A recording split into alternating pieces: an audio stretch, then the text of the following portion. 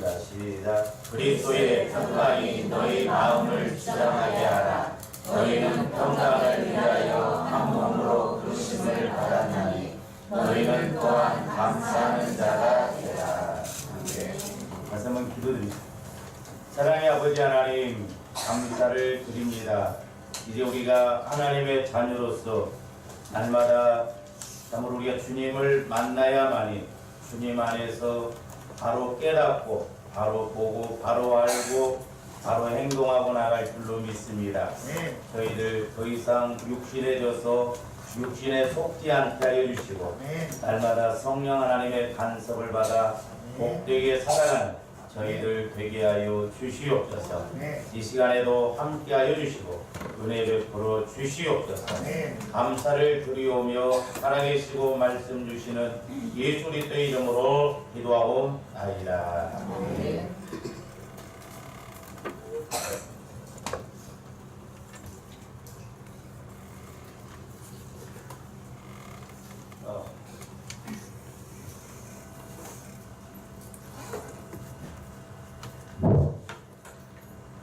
하나는 되고 하나는 안 되는 거죠?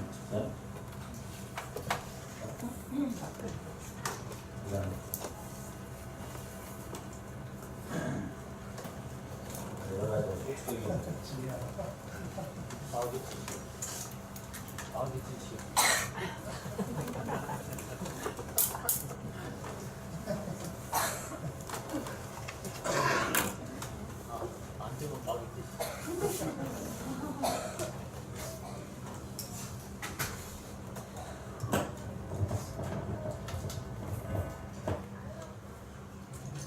냉방이니까 난방을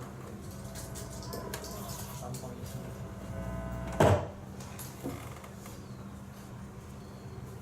화면도 안 나오죠? 이쪽만 나와? 내가 안 나오면 안 되네.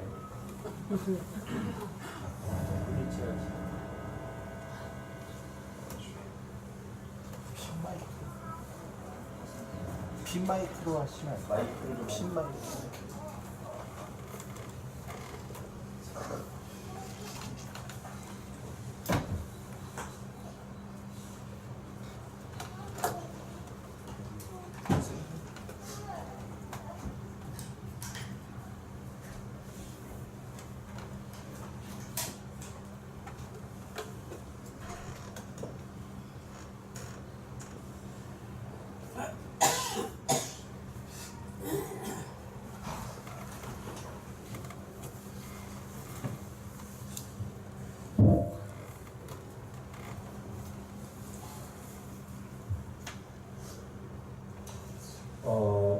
우리가 이제 지난 시간에 이제 그 평안에 관해서 첫 번째 이제 우리가 감사고를 하면 평안해야 된다고 그랬죠.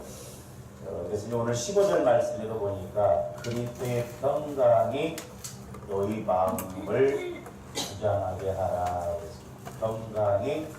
평안이 너희 마음을 주장하게 하라. 재차 말씀을 드립니다만은 이 주장하게 하라 이 말은 심판자로 행동하다, 그리고 또 하나는 명령하다, 그리고 또 하나는 지배하다라는 그런 의미가 있습니다.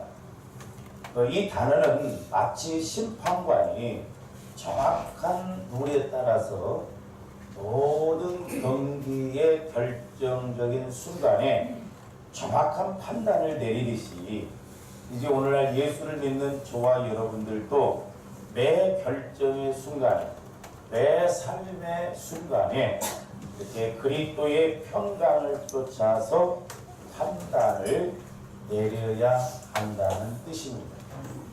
그래서 이 평안이 얼마나 우리 신앙생활에 있어서 중요한가를 알 수가 있습니다.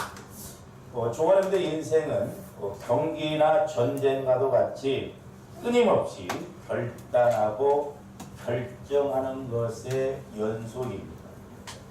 그래서 오늘 15절 말씀은 그러한 결정의 순간에 인간의 눈에 이렇게 이롭게 보이는 대로 결정하지 말고 내 육신의 생각대로 결정하지 말고 성령께서 평안한 마음을 주시는 대로 결정을 해야 한다는 사실을 암시하고 있습니다.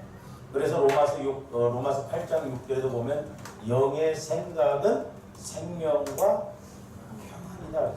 영의 생각은 생명과 평안이다. 제가 이 평안에 관해서 이렇게 기도를 하면서 깨달은 것이 뭐냐면, 우리 신앙생활에 있어서 이 평안은 마스터 키와 같은 것인데 우리가 너무 모르고 왔구나. 그냥 평안하면 그냥 육신적인 마음의 평안으로만 생각했지, 그 평안의 능력이 얼마나 무궁무진한가를 알지를 못했구나. 그래서 어떻게 보면 오늘날 우리 인간이 겪는 모든 인생사에 있어서 이 문제는 뭐냐? 우리가 하나님이 주시는, 그리스도께서 주시는 평안을 알지 못했고 가지지 못하기 때문에 그렇지 않는가? 그래서 로마서 14장 요한복음 14장 27절에서 지난번에 봤죠? 내가 주는 평안은 세상이 주는 평안과 같지 않다. 그래서 우리가 그 말씀의 의미를 알고 가야 될 줄로 믿습니다. 그래서 제가 이렇게 이제 기도하면서 깨달은 게 뭐냐면, 우리 예수님이 이 땅에 오셔서 우리에게 주시는 것 크게 두 가지가 있는데, 하나는 뭐냐면 평강입니다. 하나는 구원이에요. 그러니까 구원과 평강. 그래서 이 구원과 평강은 뛸래야 뛸 수 없는 것인데, 구약 성경에서도 이미 예언을 해 놓으셨습니다만은 이사야서 52장 7절 한번 봅니다.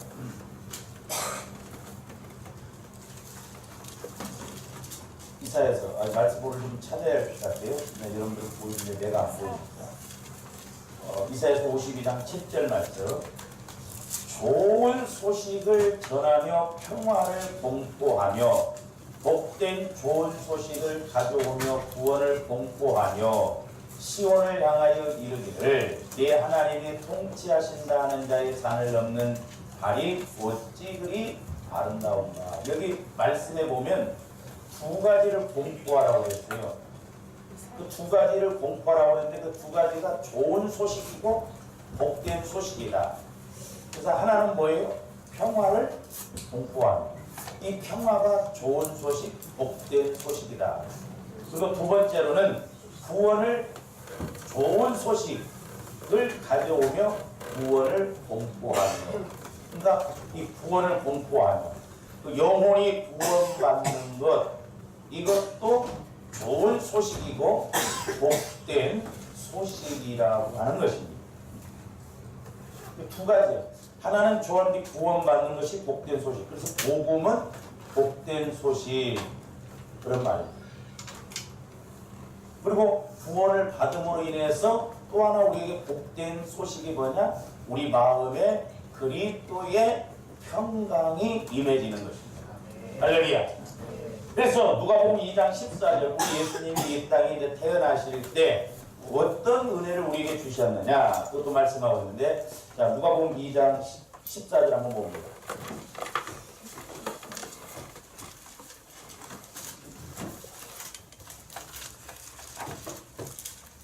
지극히 높은 곳에서는 하나님께 영광이요, 땅에서는 하나님이 기뻐하신 사람들 중에 뭐다? 평안하다.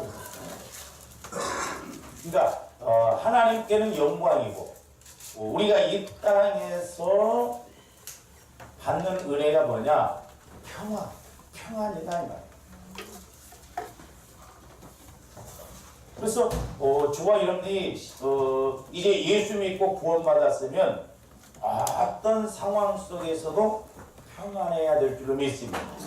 평안이 없으니까 미움이 있고 시기가 있고, 평안이 없으니까 싸움이 있고, 평안이 없으니까 모든 면에 있어서 문제가 생기더라 이 말입니다.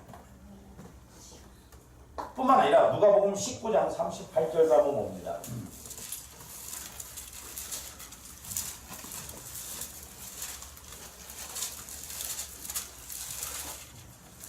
자, 이제 이 말씀은 우리 예수님이 예루살렘에 십자가에 못 박혀 죽으시기 위해서 예루살렘에 입성하실 때 이제 많은 사람들을 통해서 우리 예수님께 관한 이렇게 찬송을 드렸는데 뭐라고 했어요? 이르되 찬송하리로다 주의 이름으로 오시는 왕이여 하늘에는 뭐요? 여기서 하늘에는 평화요. 그러니까 천국에 있는 그 평화, 하나님은 평화의 하나님, 평강의 예수님이신데 그 평강의 예수님이 이 땅에 오셔서 저와 여러분들을 구원시켜 주시고 평안을 주셨다 이 말입니다. 할렐루야. 그래서 평안은 마스터 키워 같다. 무엇보다도 저와 이 평안을 알아야 될 필요가 있습니다. 그러니까 예수를 믿는다는 것은, 예수를 안다는 것은 평안을 안다. 왜냐? 평안 속에 모든 해답이 있고 평안 속에 모든 길이 있고 평안 속에 모든 복이 있기 때문에 그렇습니다. 그러므로 내 자신의 이성적 판단을 뛰어넘어서 그리스도께서 주시는 마음의 평강에 따라서 결정하고 행동하는 것이 바로 믿음의 행위입니다. 우리는 어떤 상황 바라보지 말고 환경 바라보지 말고 내 어떤 지식 이성을 따라서 판단하지 말고 하나님이 주시는 평강을 따라서 가는 것이 믿음의 행위다. 그래서 오늘 말씀에도 평안이 너희 마음을 지배하게 하라. 주장하게 하라. 심판관이 분별을 잘해서 판단하는 것처럼 그렇게 판단하고 나가. 우리 인생의 모든 삶의 문제는 이 평안의 문제, 평안하지 못했기 때문에 바로 판단하지 못하고 바로 결정하지 못했다라고 하는 것을 볼 수가 있습니다. 그래서 누가복음 19장 지난번에도 봤습니다만은 다시 한번 봅니다. 41절에서 44절 봅니다.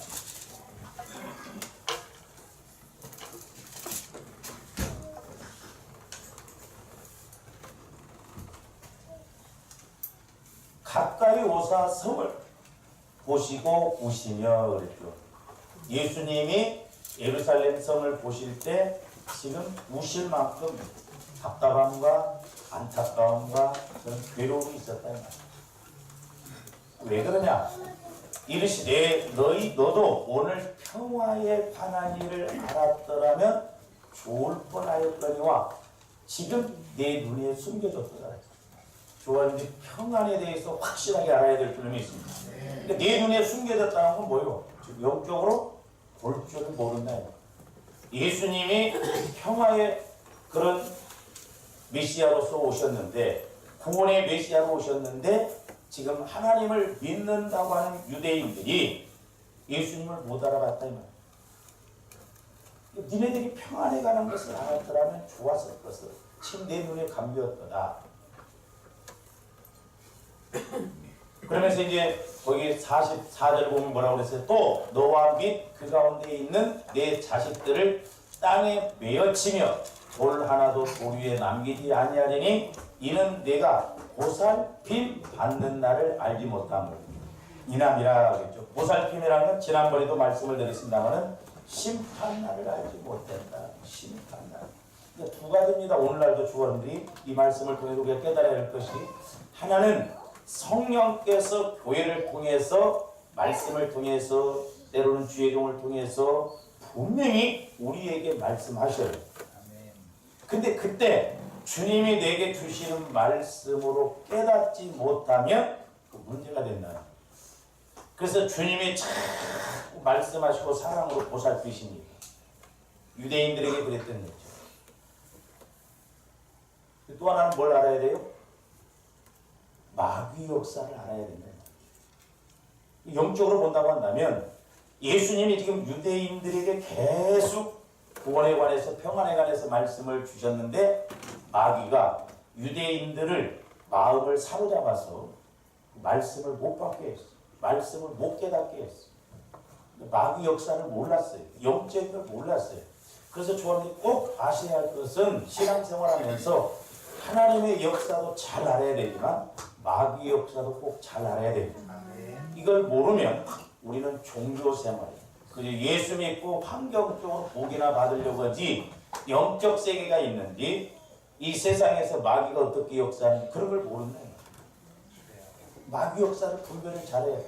영적 세계를 들어가면 마귀 이야기를 안 할래야 안 할 수가 없어. 지금 유대인 이스라엘 백성들이 그래요. 예수님이 하나님의 아들로서 오셨는데 하나님으로 인식을 못했고 또한 예수님이 그렇게 하나님께서 많은 선지자들을 보냈고 또한 예수님께서 직접 오셔서 말씀을 하셔도 그걸 못 알아들었어요. 마귀가 역사하는 걸 몰랐어요. 오늘날도 우리가 마귀가 역사하는 걸 모르면 귀로만 들어버리면 좋았는데 진짜 울어야 할 날이 온다. 울어도 되지 않을 날이 온다. 그러니까 예수님은 그 영적인 걸 보시고 장차 그들이 당할 것을 보시고 안타까워서 우셨다. 오히려 이 이스라엘 백성들은 어떻게 했느냐. 자, 마태복음 23장으로 가서 봅니다. 마태복음 23장 37절에서 38절 한번 봅니다.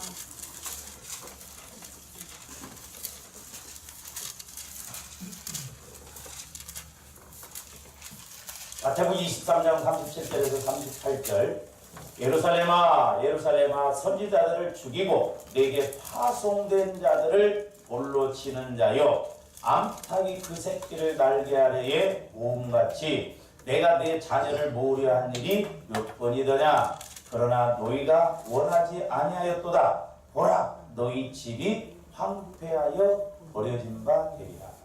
그래서 예수님의 예언대로 AD 70년에 디도 장군에 의해서 예수님을 거부하고 불순종했던 이들에게 처참하도록 예루살렘에 그 사람들이 다 죽어가면서 흘린 피가 도랑물처럼 흘렸다고. 이게 속으면 안 돼요. 그래서 십자가라고 하는 것은 항상 복음과 율법이 교차하는 곳이에요. 한쪽으로만 가면 안 돼요. 오늘날 우리가 자꾸 복음주의 하면서 우리 목사님들도 율법을 무시를 해버려요. 예수님이 오셨는데 뭐 율법이 필요했느냐? 아닙니다. 우리는 율법이 아니고는 죄를 깨달을 수가 없어요. 근데 십자가는 뭐요? 죽게 될 나를 발견하는 곳이 십자가고 또한 살게 될 나를 발견하는 곳이 십자가다 이 말이에요. 그러니까 십자가는 율법과 복음이 교차되는 것이죠. 십자가를 알면 우리의 신앙이 균형이 잡힐 수가 있다. 은혜 복음 하면 한쪽으로만 치우친다. 하나님은 뭐 사랑의 하나님 해가지고 아무렇게나 행하고 그냥 사랑의 하나님으로서 방종에 이르기가 쉽다.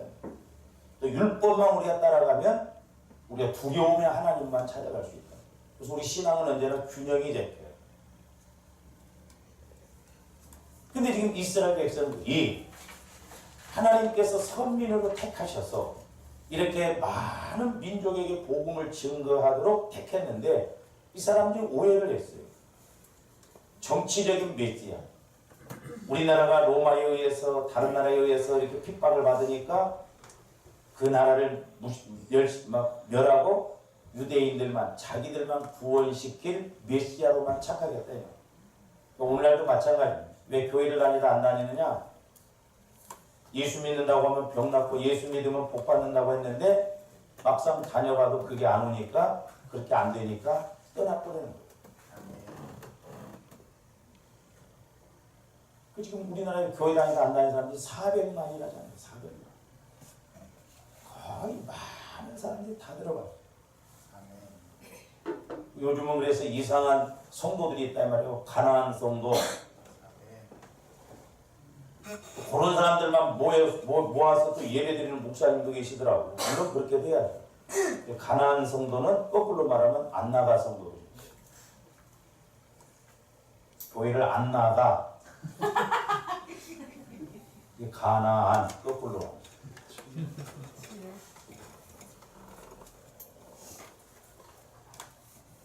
그래서 저와 여러분의 마음에 평안이 없으면 이제 세 가지 측면에서 이렇게 문제가 오는데 이제 먼저는 하나님과의 관계입니다.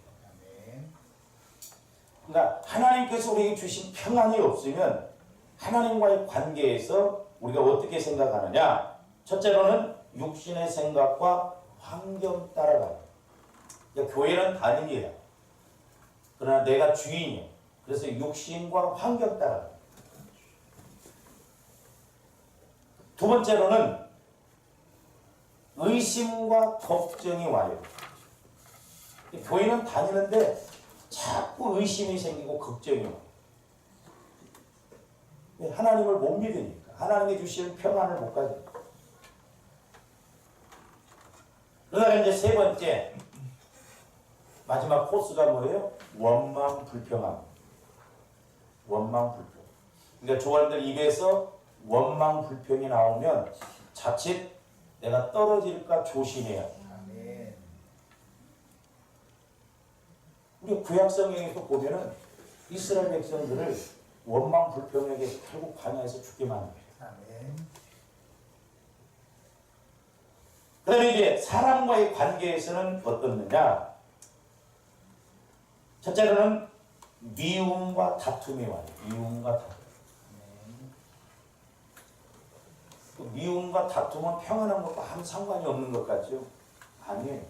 우리 마음이 하나님이 주장하시는, 예수님이 주시는 평안이 있으면 다툴 것도 없고 미울 것도 없는데 안 평안하니까 그렇다 말이에요. 내가 육신의 생각을 갖고 가니까 미움과 다툼이 있어요. 그 다음에 두 번째로는 조금 자라는 사람들 보면 시기 질투가 나와요. 그래서 교회에서도 시기 질투를 하기 시작하면 그 사람 못 버텨요.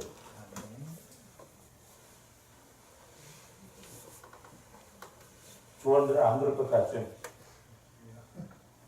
만약에 우리 교회에 돈이 많고 똑똑하고 이쁘고 잘났고 이런 사람이 와서 막 봉사하고 막 열심히 해보세요.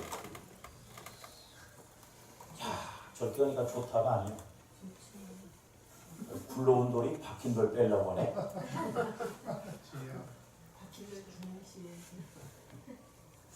언젠가 내가 그런 기도 했더니 박힌 돌도 쓸모가 없으면 빼내버려야 돼.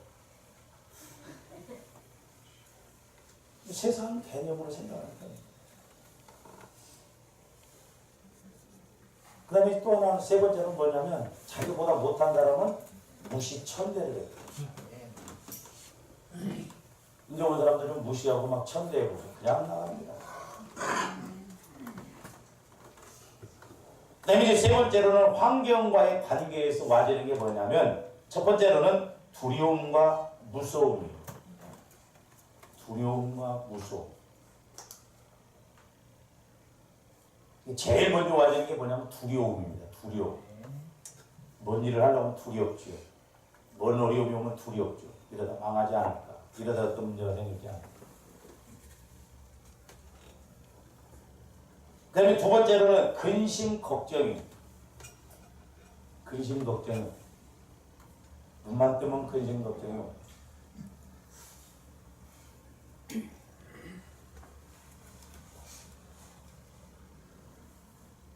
특별히 이제 우리가 돈에 대해서 돈 하면 돌아보고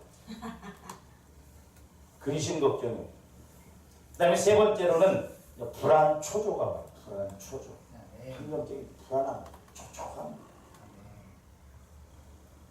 우리가 사실 평안이 임하면 이런 것이 안 와지는데 예수님이 주시는 평안이 없으니까 이런 것이 와진다. 그러므로 조원들이 늘 평안을 가져서 하나님과의 관계나 사람과의 관계나 환경적인 관계에서도 우리가 늘 하나님이 주시는 은혜로 이렇게 나가야 될 줄로 믿습니다. 그런데 이제 오늘 골로새서 3장 15절 말씀을 보시면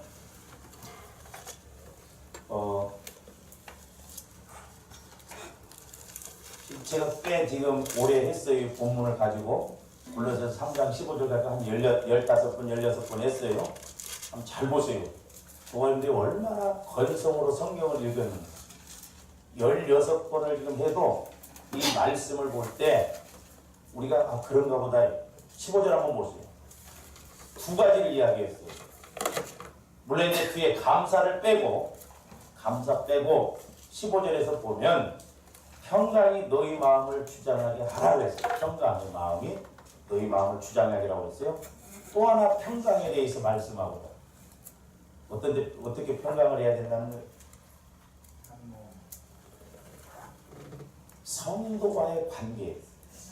그러니까 하나님과의 관계에서 평강도 중요하지만 또한 이렇게 교회 안에서 한 몸으로서 평강으로서 성도와의 관계에서 한 몸을 이루라는 거예요. 뭘로? 평강. 평강으로 한 몸을 이루라는 거예요. 너무너무 중요합니다. 즉 모든 성도는 그리스도를 머리로 하는 한 몸으로서 서로 평강, 즉 화평 가운데 연합되어서 교회를 세우라는 거예요.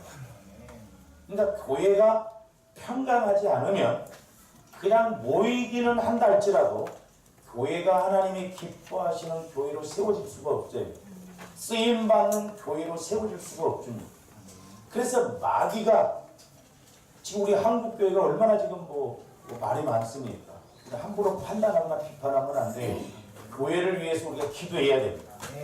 교회가 문제가 없으면 교회 아니지. 문제가 있다면 그만큼 축복받을 수 있는 은혜예요. 우리가 교회론을 잘 알아야 됩니다. 그러니까 평안으로 평강으로 한 몸을 세워나가라. 자, 이 내용도 에베소서로 가서 한번 봅니다.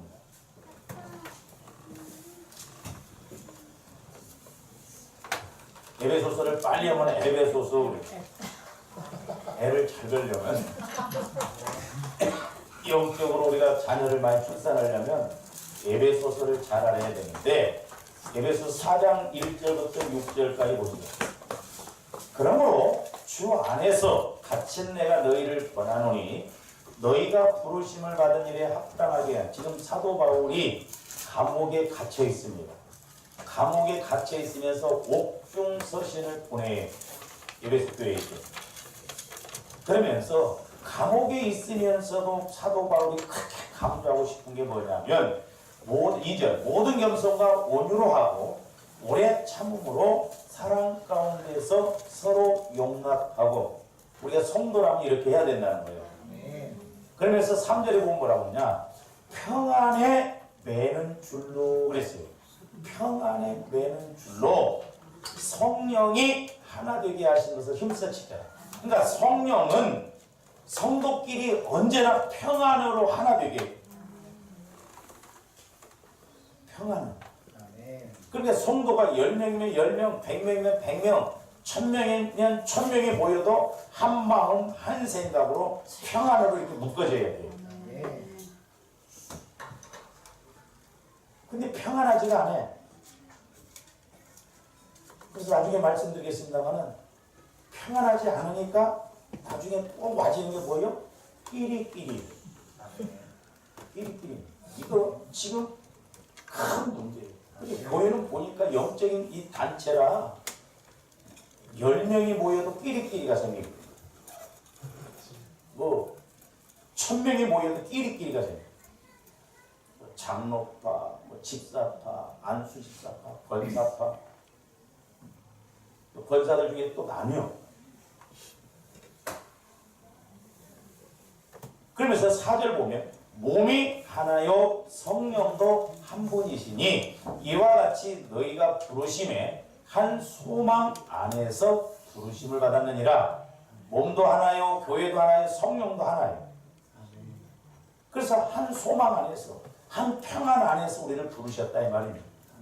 그러면서 주도 한 분이시요 믿음도 하나요 침례도 하나요 하나님도 한 분이시니 곧 만유의 아버지시라. 만유 위에 계시고 만유를 통일하시고 만유 가운데 계시도다 그랬어요. 그러니까 성도끼리 하나 되는 것이 얼마나 중요한가. 우리는 마음에 맞는 사람을 찾는데 교회에서는 영적으로 이렇게 서로 통일되어지고 영적으로 하나 되는 사람들이 몇 사람만 있으면 그 교회는 엄청난 파급 효과를 나타낼 수가 있습니다.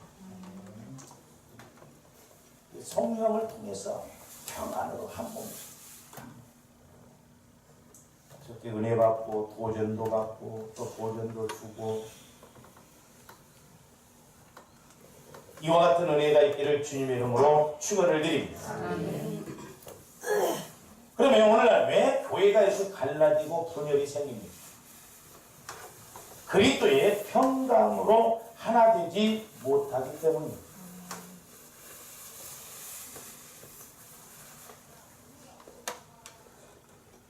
지금 모든 교회는 그리스도 안에서 한 몸이에요. 큰 교회도 주님 교회고 작은 교회도 주님 교회예요. 그러니까 좋은데 한국 교회를 위해서 기도 많이 해야 돼요. 왜? 그 교회가 우리 교회다. 한 몸이 한 몸. 우주적으로 본다고 하면 함부로 비판하거나 판단하거나.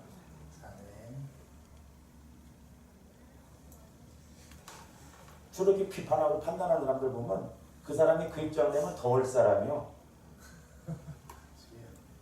안 그럴 것 같죠? 한 몸으로서 저 모습이 우리 모습이다. 우리는 조심하고 자꾸 이렇게 세상 그런 어떤 시류를 따라서 가면 안 됩니다.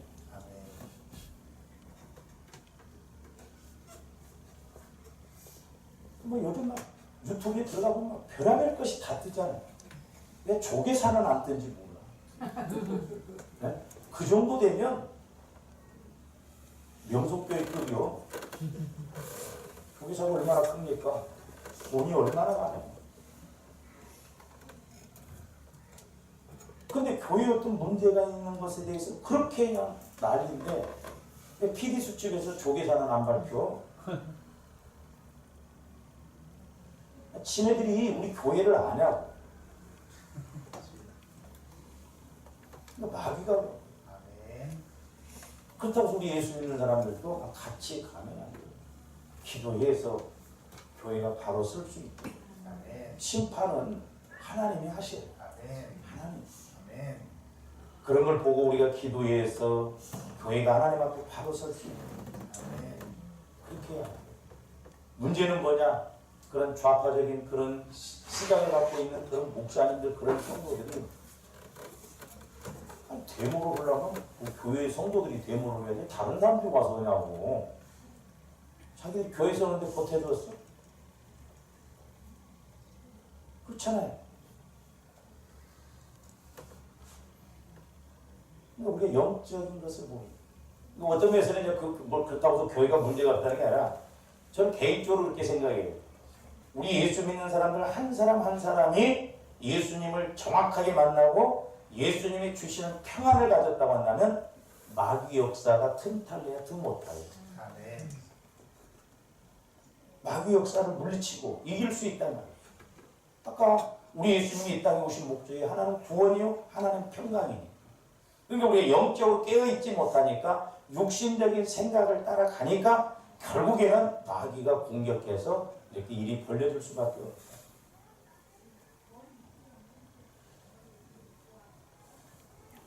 만약 교회가 이렇게 평안으로 연합되지 못하면 교회를 통한 하나님의 계획과 목적을 이루지 못하고 교회는 하나님께 영광 돌리는 공동체가 되지 못해요. 이 땅에서 비록 우리가 교회를 다니고 소속을 갖고 교회 다니는 것 같지만 나중에 하나님 앞에 가서 받을 심판이 얼마나 무서운가를 알아요. 그래서 두렵고 떨림으로 구원을 이뤄나가요. 오늘 영적인 감각이 없으면 그냥 눈에 보이는 대로 내 생각대로 합니다.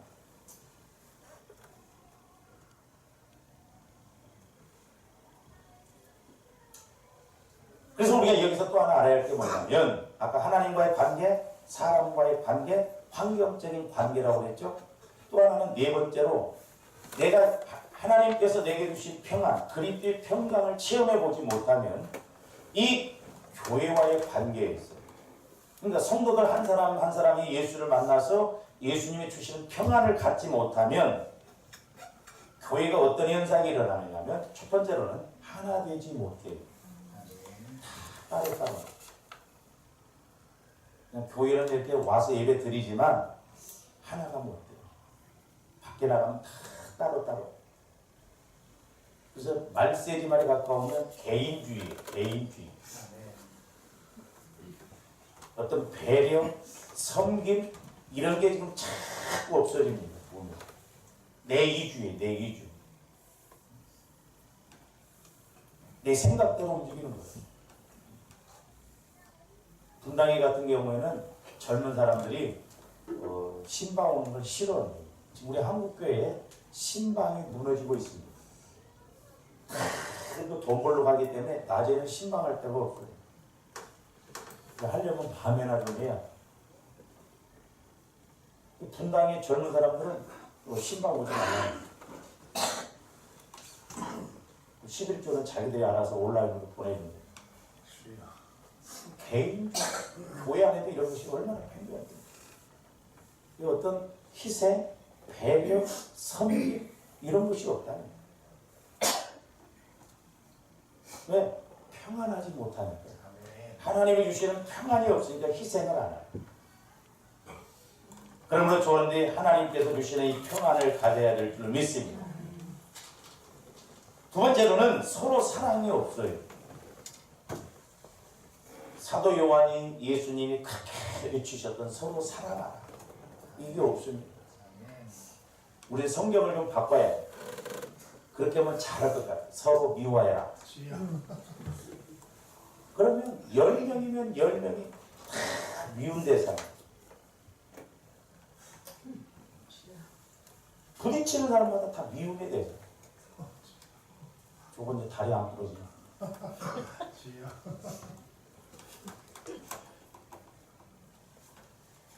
우리 목사님들에게 다리 분지르는 은사를 안 주셔서 천만 다행입니다. 여러분들 아마 많이 분지러 놨어요. 나사 갖고 왔는데 또 석 달 만에 또 분지러.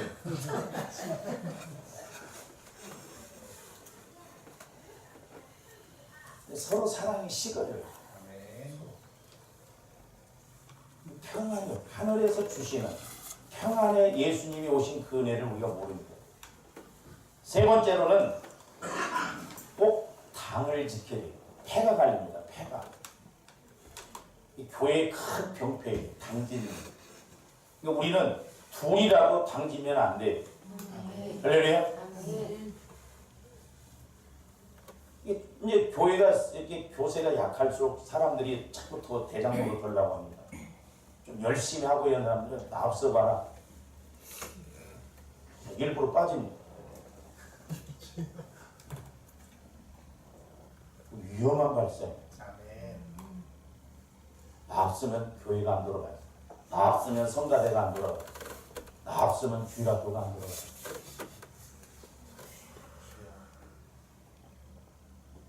제가 말씀드렸잖아요. 어느 교회에서 큰 교회에서 권사님들이 목사님 벌판을 먹이려고 추수감사주 이렇게 똑같이 회의를 해가지고 10,000원씩 하자고 그랬어요. 제가 어느 날 기도하는데 기도하려고 해서 기도하는 건 아닙니다. 제 입에서 얼마나 하나님이 화가 나셨으면 욕이 나오면서 권사들에는 책망이 나옵니다. 우리가 교회론을 잘 알아요. 그러려면 좋은데 주님이 주신 평안을 가져요. 평안 속에서 분별하고 평안 속에서 깨닫고. 그러니까 보세요. 막 우리 씩씩거렸다가도 저도 그럴 때 있죠. 하나님의 평강이 딱 와지면 얼마나 부끄러운지 모르겠어요.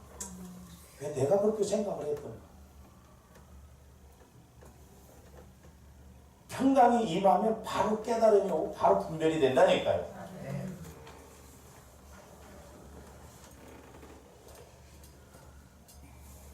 지금 우리가 새벽기도 때 이렇게 로마서를 이렇게 계속 하고 있습니다만은 이 로마서가 책 중에 성경책 중에 성경책이라고 해요. 왜? 핵심적인 교리를 딱 이렇게 기록해 놓은 거죠. 그래서 조금 어렵습니다. 그래서 로마서 1장부터 11장까지는 교리적인 거, 교리적인 거. 근데 12장부터 16장까지는 이제 예수를 믿는 사람들이 어떻게 신앙생활을 해야 될 것인가는 신앙생활의 지침서예요. 12장부터 16장. 전반부, 후반부 그렇게 나누거든요. 그런데 16장에서 이렇게 보면 사도 바울이 교회를 세워나감에 있어서 헌신하고 수고한 사람들의 이름을 대면서 문안하고 이렇게 함께하라고.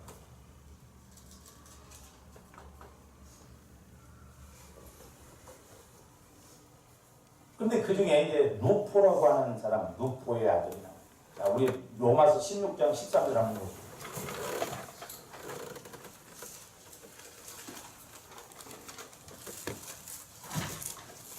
로마서 16장 13절 한번 보세요.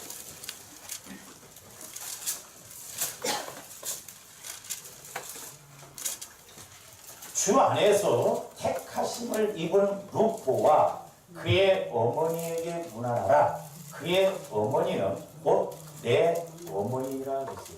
사도 바울이 루포의 아내를, 루포와 그 어머니에게 문안하는 거예요.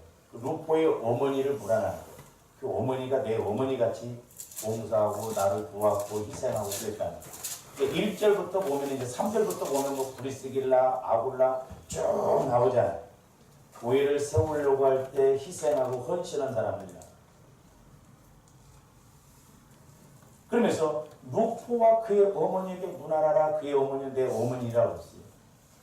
근데 이 루포가 누구냐면, 자, 마가복음 15장 21절 한번 봅니다.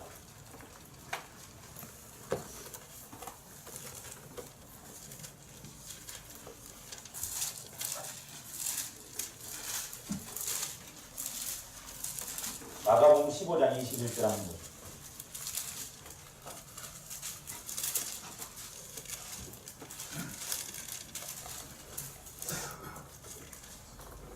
마가복음 15장 21절. 마침 알렉산더와 루포의 아버지인 구레네 사람 시몬이 시골로부터 와서 지나가는데 그들이 그를 억지로 같이 가게 하여 예수의 십자가를 지고 그랬어요.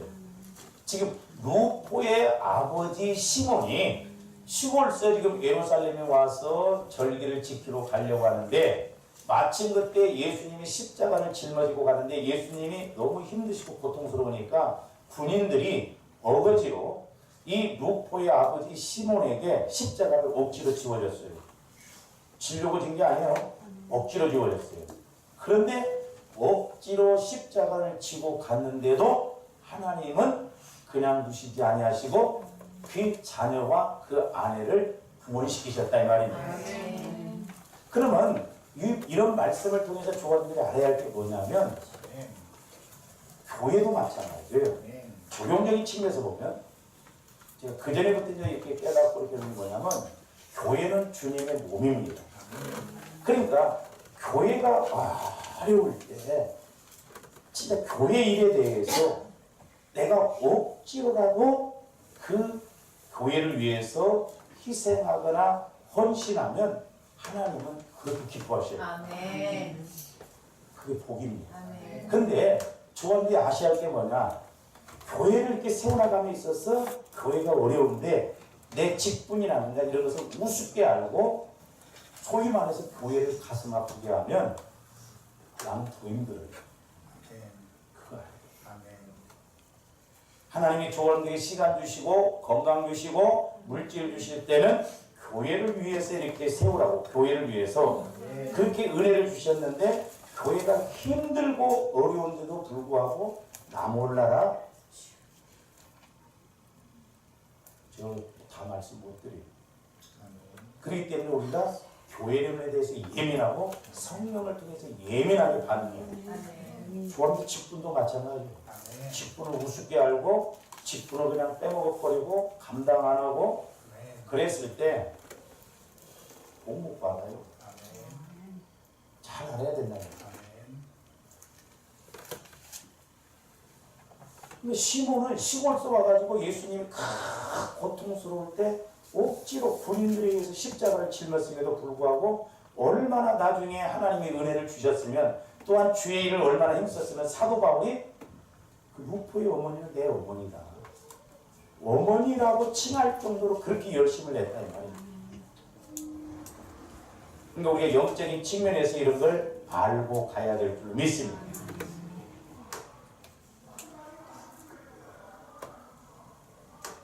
그러면서 다시 이제 로마서로 가서 봅니다. 로마서 16장 17절부터 보세요.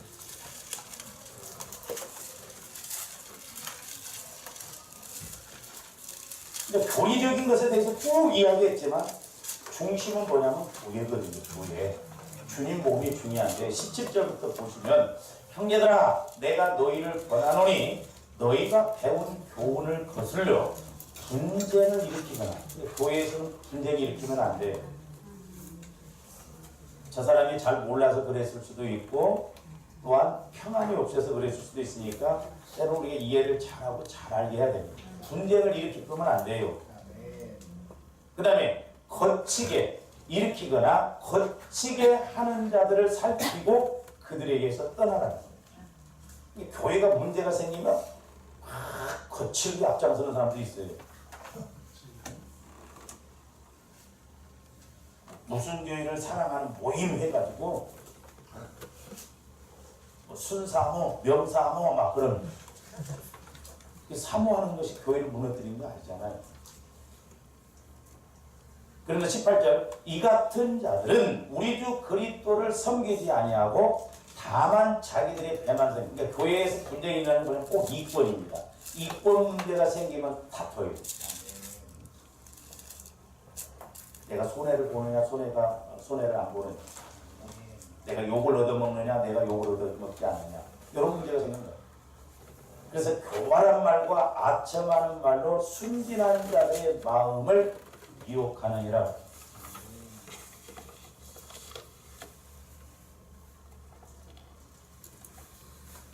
정수님 집사가 이제 그 아파트 소장으로 있는데 이렇게 이야기 들어보면 그 아파트 회장도 명예라고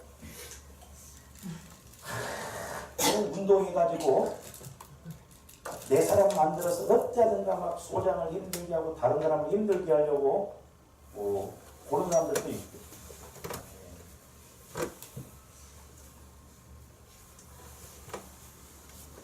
겸손해야 되는데 뭐 그냥 돈이 많아지고 그러면 감투 써서 막 간섭하고 자기 주장을 해요.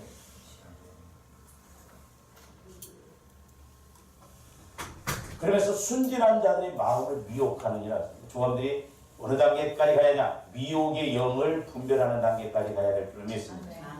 그런데 19절 보세요. 너희의 순종함이 모든 사람에게 들리는지라. 그러므로 내가 너희로 말미암아 기뻐하노니 너희가 선한 데 지혜롭고 악한 데 미련. 선한 데, 교회도 마찬가지입니다. 선과 악의 싸움이에요. 마귀와 하나님과의 싸움입니다. 그러면서 20절 보세요.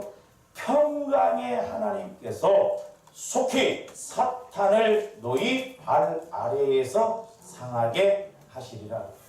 평강의 하나님께서 사탄을 너희 발. 그러니까 평강이 와지면 사탄이 틈을 못하는데 우리 마음에 평강이 없고 쓴뿌리 상처 이런 육신의 생각이 있으니까 마귀는 꼭 그런 내 마음을 통해서 끼리끼리 어울리게 해서 하나님 나라를, 교회를 못 세우게 한다 이 말이에요.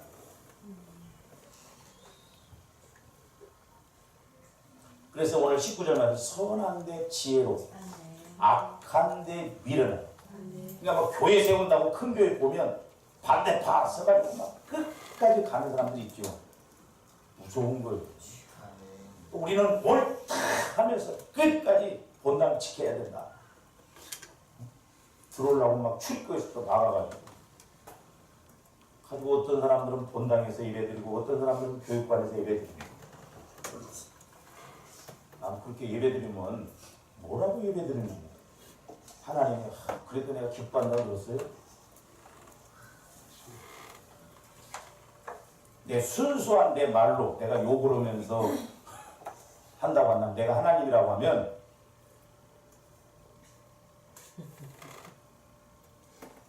말하면 또 뭐라고 그러지? 저한테 그냥 쉽게 말하면 야, 뭔 새끼들아 싹 꺼내버려! 그럴까? 우리 예수님이 오셔서 본다. 서로 잘했다고? 그래서 선한데 지혜롭고 악한데 미련하라고 했는데 이 말씀을 로마서 앞으로 가서 보세요. 2장으로 가서 한번 보세요.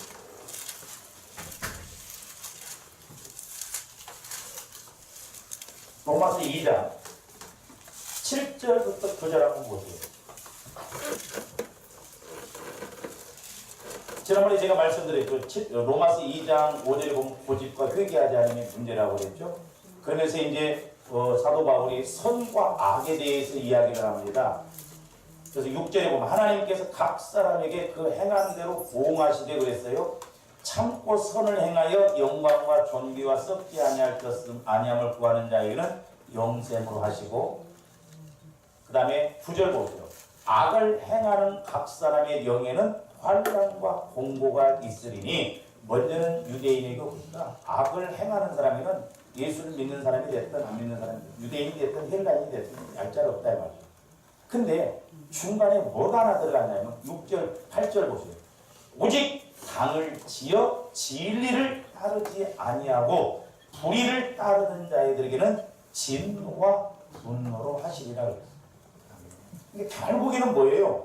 교회도 그렇고 개인도 그렇고 결국에는 진리와 불의 대립합니다.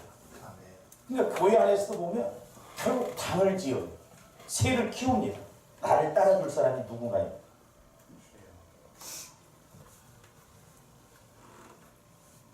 을지로에 가면 우리 침례교회가 있어요. 오래됐어요. 참 그 교회가 순환이 많았는데 얼마 전에 목사님이 사임을 했습니다. 그 이제 먼저 번에 계신 목사님이 이제 은퇴를 하시고 후임자가 왔는데 그 교회가 폐가가 되져가지고 이 목사님이 후임으로 오시니까 어떤 집사님이 교회에서 사례비를 줌에도 불구하고 이 목사님한테 도서비 쪽으로 돈을 이렇게 드렸대요. 사람이 당연히 받으면 좀 그렇잖아. 그러니까 자꾸 이렇게 매월 목사님 쓰세요 하면서 돈을 꽤 많이 드렸대요. 그러면서 목사님을 다 조종을 하는 거예요. 목사님 이렇게 좀 하셔요. 그러니까 목사님도 뭐 특별한 일이 아니나 그렇게 이제 이렇게 순종을 했는데 나중에 다른 집사님들이 이렇게 하다 보니까 너무 치우침이 나니까 목사님 왜 목사님이 그렇게 하십니까? 왜 자꾸 그 집사님 말 듣고 그렇게 움직입니까? 그랬다는 거예요. 그러니까 이 목사님 볼 때 맞거든. 사실 저 집사님 돈을 주지만 어떻게 보면 안 맞거든. 나 같았으면 이제 돌려줬을지도 몰라.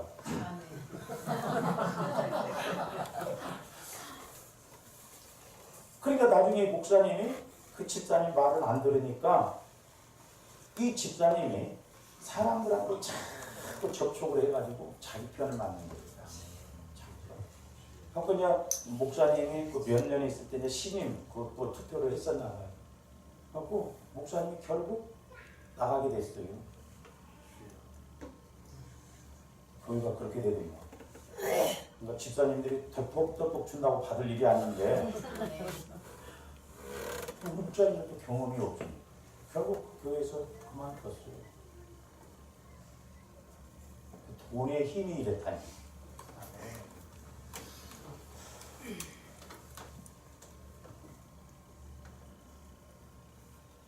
여러분들이 이렇게 순수함으로 해야 돼. 근데 그래서 여러분들이 혹시라도 나를 돌주면 하나님 이 봉투에 기록해 주세요.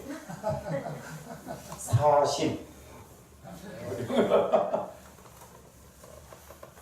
어떻게 해서라도 나중에 다 돌려줘. 우스갯소리고요. 그러므로 각 성도는 그리스도의 몸의 일부로서 자신의 마음은 물론 교회 전체를 그리스도의 평강에 지배하도록 해야 할 의무와 사명이 있습니다. 그러니까 나 혼자 신앙생활 잘하면 안 돼요. 그러니까 교회를 다른 사람을 먼저 위해서 기도해요. 왜? 다른 사람이 하얀 옷 입고 내가 까만 옷 입었으면 연탄재 묻은 옷 입었으면 내가 깨끗하게 되기가 쉬워요. 그런데 나 혼자만 깨끗한 옷 입고 다른 사람이 연탄재 옷을 입었으면 나는 가만히 있어도 묻어요. 그렇기 때문에 우리는 교회가 먼저 평안하도록, 그러면 내가 좀 덜 평안해도 신기하게 내가 평안이 되고 응답이 빨라요. 그런데 내가 좀 부족하면 연합적인 공동체에서 자꾸 붙어서 같이 하나님 쪽으로 나가면 내가 응답이 빠르다니까요. 따라서 사도 바울은 개인적인 신앙의 차원을 넘어서 공동체를 바라보는 좀 더 크고 넓은 시각을 가진 신앙인이 되기를 권면하고 있다. 이런 그리스도의 평강 속에서 감사를 끊임없이 지속적으로 해야 할 것을 말씀하고, 그러니까 좋은데 편안 가운데 감사하면 하나님은 나에게뿐만 아니라 전체에게 복을 주신다는 거죠. 할렐루야. 나 혼자 의롭고 다른 사람들은 전부 나를 막 이를 갈고 있는데 하나님 감사합니다. 나에게 복 주셔서 감사합니다. 막 혼자 몽땅 들여보세요. 교회는 좋을 줄 모르지만 하나님은 안 좋으시다. 이런 그리스도의 평강 속에 있을 때 범사에 감사할 수 있다. 한편 이 감사는 성숙한 그리스도인에게서 보여지는 필수적인 요소예요. 그러므로 주님들이 언제나 그리스도의 마음이 먼저 마음이 평안히 임하도록, 평안히 임한 그 상황 속에서 결정하고 순종하고 감사하는 것은 전부 하나님께서 갚으신다. 그러니까 교회가 너희가 먼저 평안하게 기도해라. 그래서 한 몸으로 먼저 평안해져라. 그러면 비록 그 사람이 기도가 약하고 믿음이 약하다 할지라도 하나님은 함께 복을 주신다. 그런 의미. 그래서 남을 나보다 더 낫게 여기라. 근데 마귀는 그게 아니야. 네가 그럴 수 있어? 가만히 두는가 보라. 그러면 결국 옛날에 제가 기도하면서 뭐라고 하냐면 그 사람이 먼저 죽느냐? 그 다음에 네 차례다 그러죠. 먼저 죽이고 그 다음에 내가 죽어요. 이게 마귀의 습관. 남을 살리면 내가 삽니다. 남을 죽이면 그 다음에 내 차례, 내 차례. 근데 이런 영적 원리를 알아야 될 부분이 있습니다. 그러므로 교회가 어떤 상황 속에서도 늘 평안함으로 갈 수 있도록, 또 우리가 어떤 이렇게 분란이 있고 그런 일이 없으면 빨리 평안함을 가질 수 있도록 이렇게 힘쓰고 애쓰는 주관들 되시기를 주님 이름으로 축원을 드립니다. 사랑의 주님 감사를 드립니다. 우리가 이게 평강이 얼마나 중요한가를 아버지는 상고했습니다. 먼저는 우리 주님과의 관계에서 천국 차원의 평안이 임하게 하여 주시고, 그 평안을 통하여서 모든 일들이 풀려지고 해결되어지고 복을 받게 하여 주시고, 이제 교회 안에서 공동체적인 관계에서도 평안으로 무장하여서 하나님이 마음껏 일하시고 마음껏 역사하시는 교회 공동체가 되게 하여 주시옵소서. 감사를 드리오며 예수 그리스도 이름으로 기도하고 아이다.